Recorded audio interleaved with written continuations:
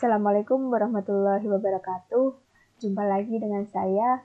Kali ini saya akan membahas tentang identifikasi kebencanaan, yaitu potensi banjir dan potensi kekeringan. Dengan memanfaatkan citra satelit yang akan diolah melalui ArcMap 10.3. Bahan yang dibutuhkan adalah citra Landsat 8 dengan kanal 5, kanal 4, kanal 3, kanal 2, kanal 6 atau kanal 7 yang sudah terkoreksi radiometrik. Kemudian peta raster Land Surface Temperature atau LST, peta raster NDVI, SHP curah hujan, dan DEM SRTM. Nah, kita langsung masuk saja ke softwarenya. Nah, sebelum melakukan pengolahan datanya, kita mengganti koordinat sistem pada layar ArcMap dengan cara klik kanan pada layar, kemudian pilih Properties, kita pilih koordinat sistem sesuai dengan wilayah studi masing-masing. Kemudian kita klik OK. Nah, setelah mengganti koordinat sistemnya, kemudian kita memasukkan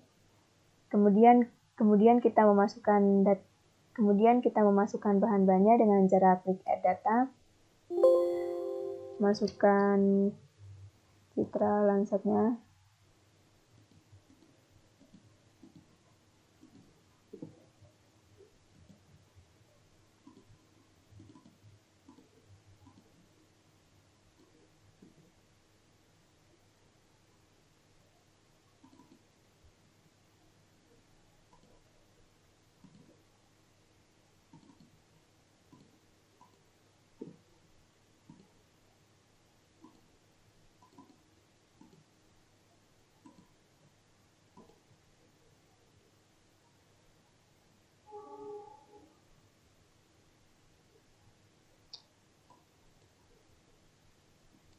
Nah, setelah semua data dimasukkan, kemudian kita langsung saja mengolahnya. Yang pertama, kita mencari potensi banjir. Langkah awal, kita mencari NDVI dengan cara klik Art Toolbox, kemudian pilih Spatial Analysis Tool, kemudian Map Algebra, Raster Kalkulator.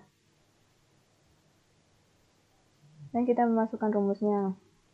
TOA band 5. Nah, kita memasukkan rumusnya.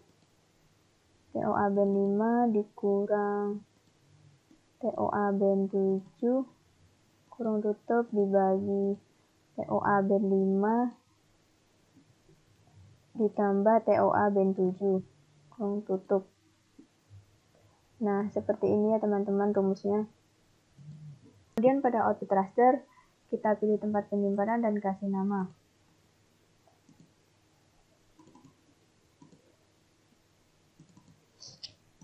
Kita kasih nama NDVI 1. Kemudian kita klik Save, kita klik OK.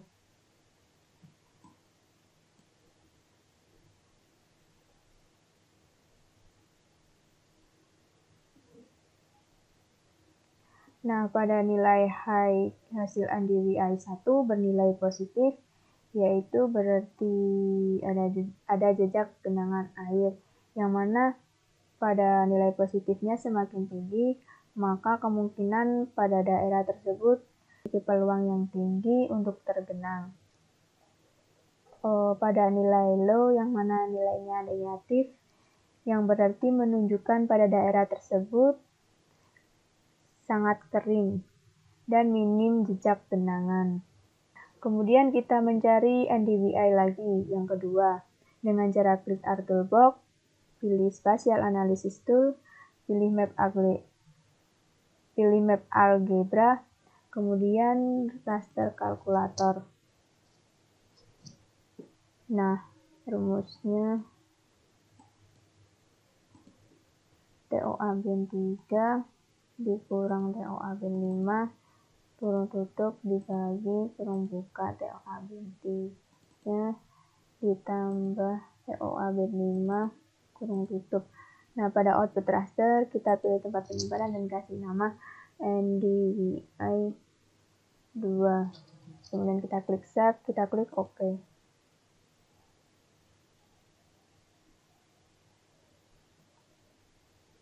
Setelah kita mencari NDVI 2, kita mencari NDVI 3 dengan cara klik Art Toolbox, Spatial Analysis Tool, Web Algebra, Raster Calculator. Kemudian kita memasukkan rumusnya, kurung buka, TOA band 3, dikurang, ini TOA band 6 bisa, TOA band 7, kita pilih salah satu, yaitu kita pilih TOA band 7, kurung tutup, dibagi, kurung buka TOA band 3, ditambah TOA band 7, kurung tutup. Nah, kemudian pada output raster, kita pilih tempat penyimpanannya. Kita kasih nama NDVI 3. Kita klik OK.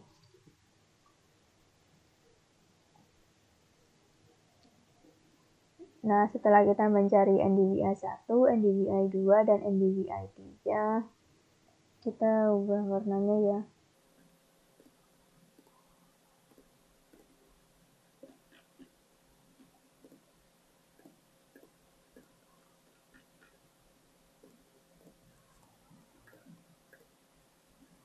Nah, pada hasil NDVI 1, daerah genangannya berada di dataran tinggi.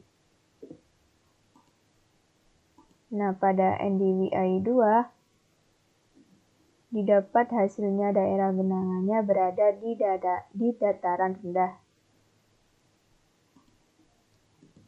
Nah, pada NDVI 3, didapat pada dataran rendah.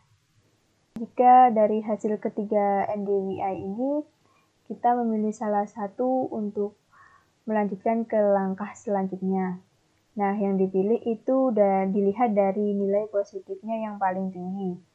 Nah, dari sini, yang nilai positifnya yang paling tinggi yaitu NDVI 3. Maka yang dipakai adalah NDVI 3 untuk lanjut ke langkah selanjutnya. Langkah selanjutnya kita membuat peta aspek.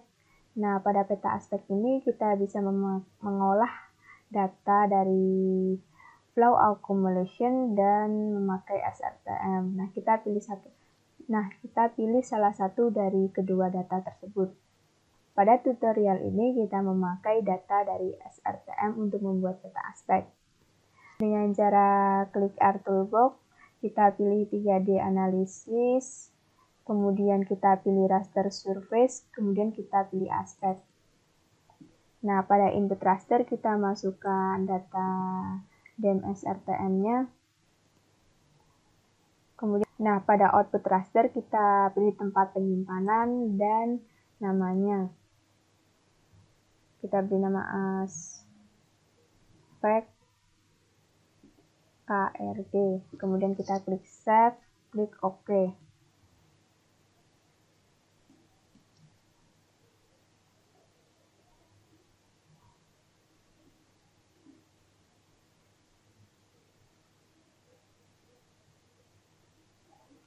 Nah, ini hasil dari peta aspeknya ya. Kemudian kita melakukan hillside dengan cara klik Art Toolbox, pilih 3D Analysis, kemudian raster surface, kemudian pilih hillside. Pada input raster kita isi DEM SRTM. Nah, pada output raster ini kita pilih tempat penyimpanan dan beri nama hillside KRG. Kemudian kita klik save. Nah, kita klik OK.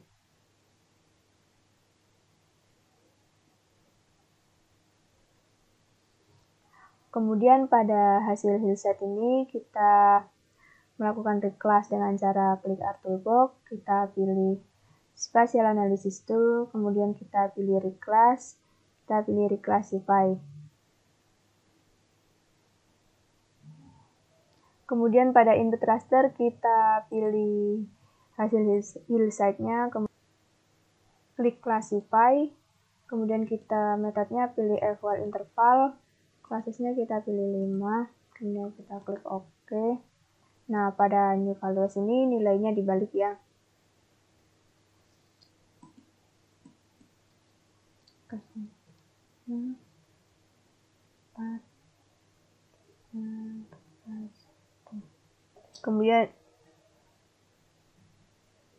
Kemudian pada output raster kita pilih tempat penyimpanan dan kasih nama class here site, dan kita klik save.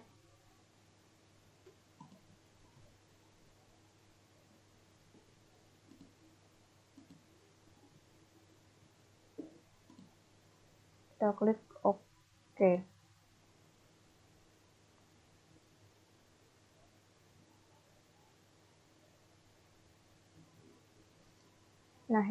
Nah, ini hasilnya ya teman-teman, di cluster site-nya. Nah, kemudian kita melakukan reclass pada hasil aspek dengan cara klik Art Toolbox, klik Spatial Analysis Tool, kemudian pilih reclass, reclassify. Nah, pada input raster kita isi hasil aspeknya. Nah, klik classify, metodenya kita pilih eval interval, kelasnya kita pilih 5. Klik OK. Nah, pada new values ini angkanya dibalik ya, yang mana pada nilai low kita kasih skor yang tinggi. 5, 4, 3, 2, 1. Nah, kemudian pada output rasternya kita pilih tempat penyimpanan dan kasih nama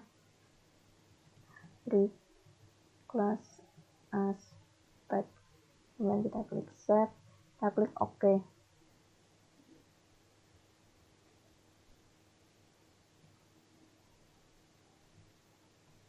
Nah, ini hasil reclass aspeknya ya teman-teman.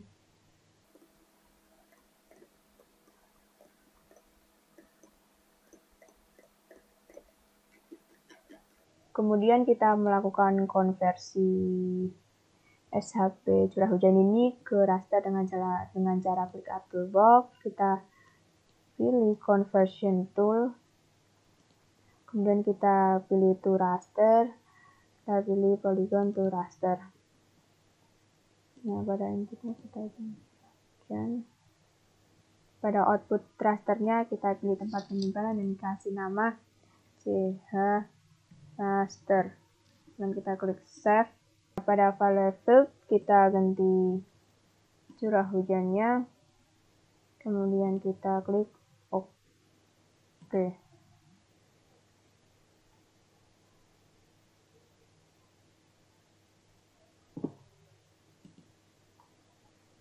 Nah, setelah jadi seperti ini, kemudian kita melakukan reclass pada hasil raster curah hujannya dengan cara klik Art Toolbox, pilih Spatial Analysis Tool, pilih reclass, reclassify. Pada input raster kita isi curah hujan yang hasil tadi. Kemudian pada new values kita kasih skor urut 1, 2, 3, 4, 5. Kemudian pada output raster kita pilih tempat penyimpanan dan kasih nama di kelas CH. Kemudian klik save, klik OK.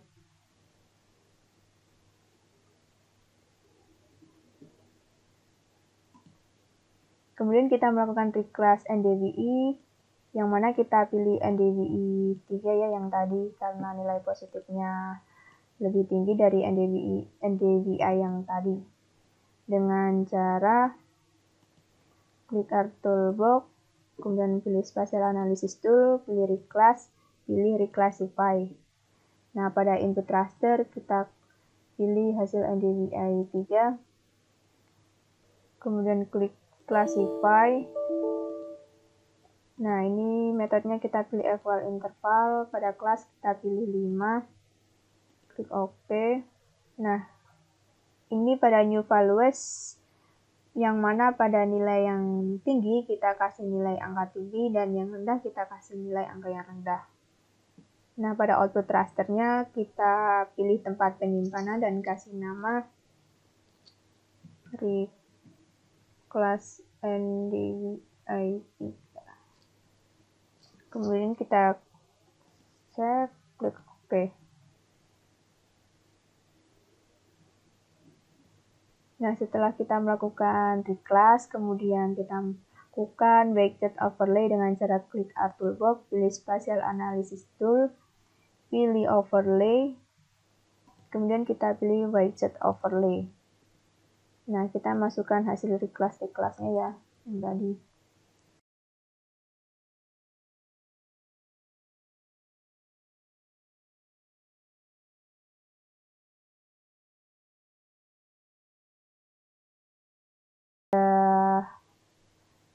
Nah, pada kolom influence, yang mana hasil reclass curah hujan kita kasih nilai 40.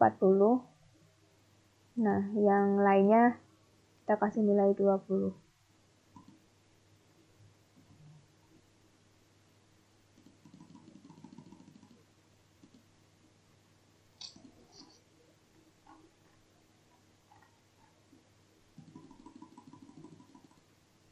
Nah, setelah itu pada from kita isi 1 dan to kita isi 5.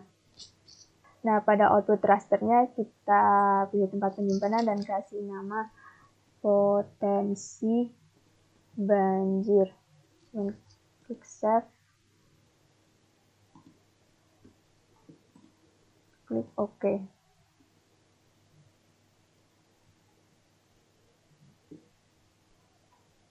Nah, ini hasil widget overlay-nya teman-teman, yang mana pada nilai tinggi yaitu 4 yang berwarna hijau tua ini, daerah-daerah tersebut memiliki potensi tergenang atau potensi banjir. Kemudian kita masukkan SHP itu ya, sungai.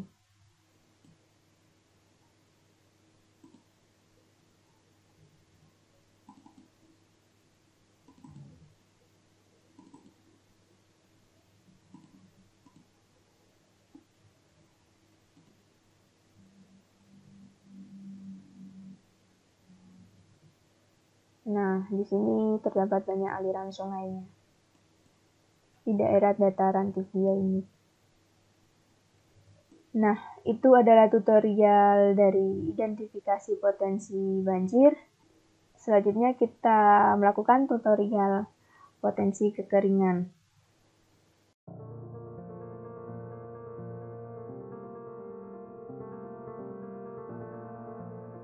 Teman-teman, kita melakukan identifikasi potensi kekeringan.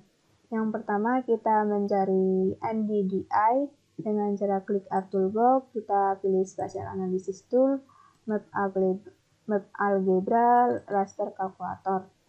Kurung buka, NDVI dikurang NDVI 3, kurung tutup, dibagi, kurung buka NDVI, ditambah NDVI, kurung tutup, kemudian nah ini teman-teman rumus dari NDDI.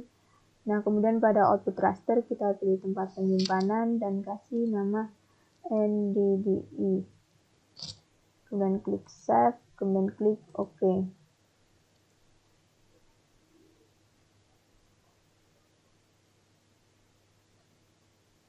Hasil dari NDDI ini, yang mana jika nilai minusnya sampai 0,1,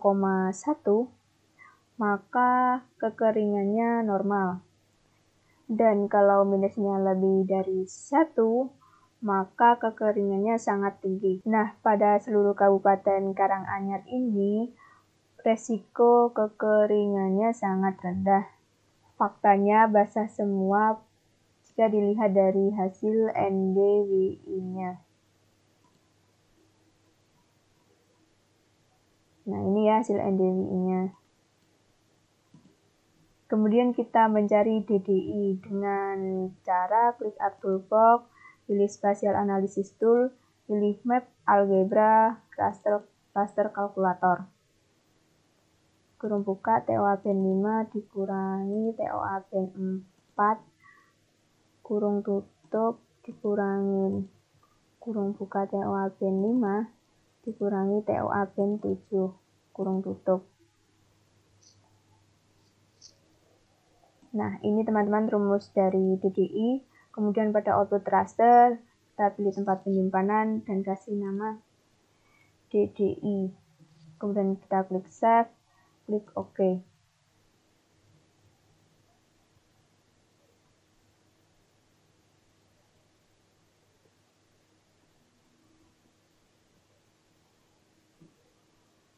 Nah, ini hasil teman-teman, hasil dari DDI-nya. Hasil dari DDI ini yang mana nilainya semakin besar, maka potensi kekeringannya sangat tinggi. Kemudian kita mencari Thermal Vegetation Index atau TVI dengan cara klik Art Toolbox, pilih Spatial Analysis Tool, Map Algebra, Cluster Calculator. Rumusnya ya teman-teman, yaitu LST dibagi 2,5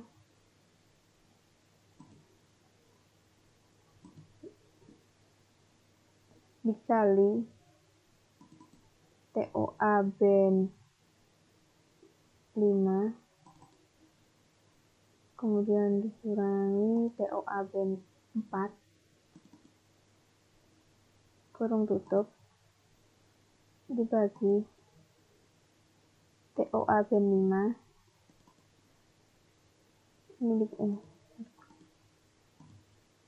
ditambah 6 kemudian dikali TOA band 4 kemudian dikurangi 7,5 kemudian dikali TOA band 2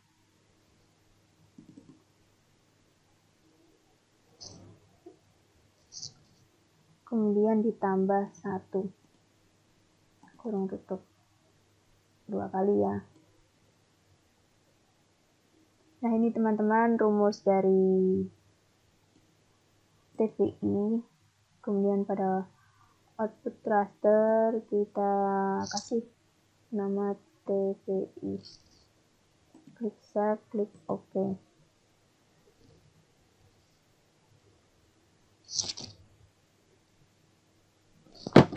Nah, hasilnya ya teman-teman, jika nilainya 0-55 sama dengan normal.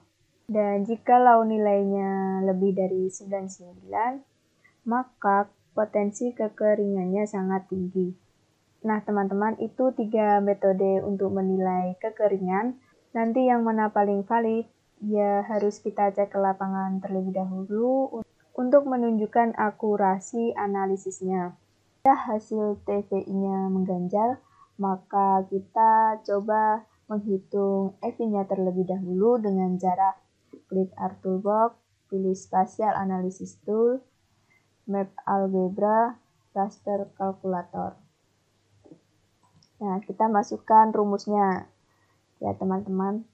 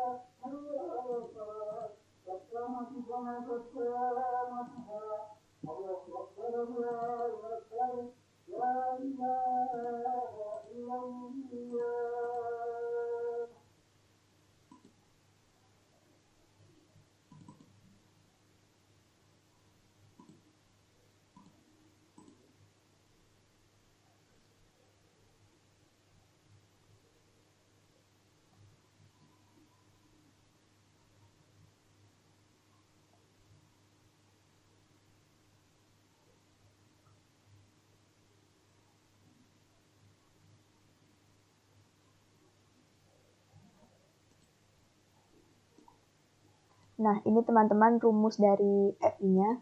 Kemudian pada output raster, pilih tempat penyimpanan dan kasih nama FI. Kemudian klik save, klik OK.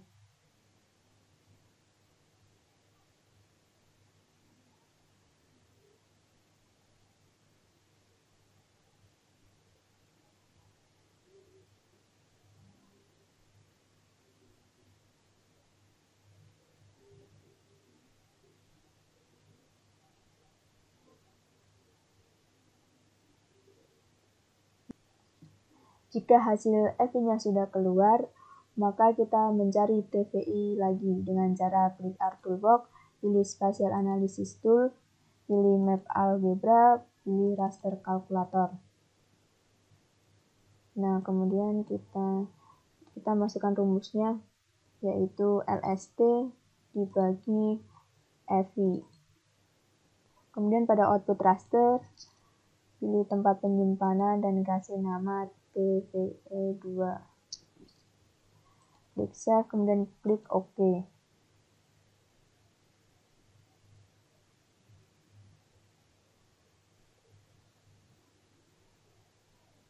Nah, setelah proses TVI yang kedua selesai, maka kita bandingkan antara TVI 1 dan TVI 2 nilainya. Nilai antara TVI 1 dan TVI 2 hasilnya sama-sama menunjukkan hasil yang sama, yaitu pada nilai terendah negatif 2,07788 dan yang tinggi 1,01865.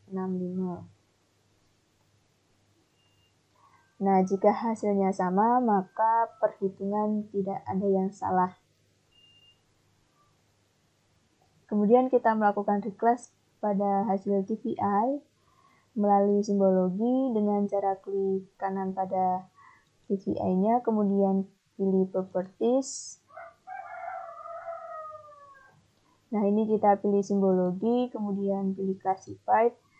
Habis itu, klassisnya pilih 5. Nah, pada warna kita cari gradasi warna coklat. Nah, kemudian kita klik OK.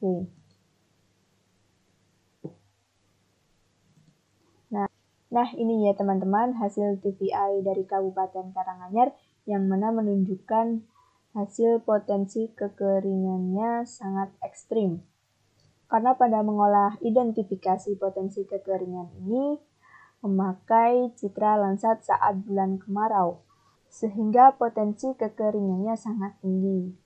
Beberapa jurnal merekomendasikan untuk analisis kebasahan atau kekeringan melakukan perhitungan dari bulan 1 sampai 12. Nah, dari 12 bulan tersebut kita lakukan rata-rata sehingga ketahuan nilai kekeringan dalam setahun seberapa besar. Nah, teman-teman, itu adalah tutorial untuk identifikasi kebencanaan, yaitu potensi banjir dan potensi kekeringan. Sekian, saya pamit undur diri. Sampai jumpa dan terima kasih. Semoga bermanfaat. Wassalamualaikum warahmatullahi wabarakatuh.